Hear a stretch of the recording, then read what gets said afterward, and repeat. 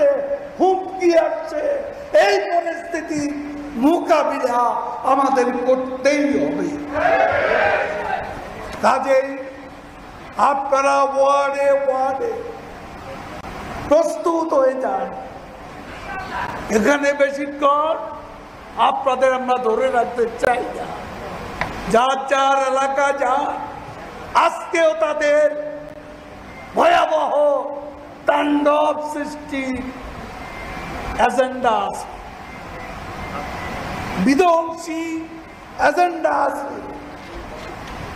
এখানে শুধু পুলিশের শক্তি নয়, আমাদের দলের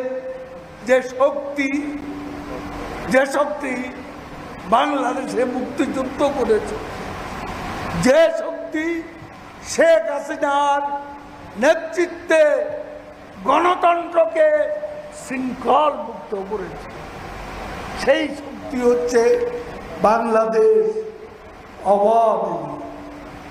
আমাদের এই শক্তিকে আজকে কাজে লাগাতে হবে, যার যার দায়িত্ব নিষ্ঠার সঙ্গে পালন করতে হবে।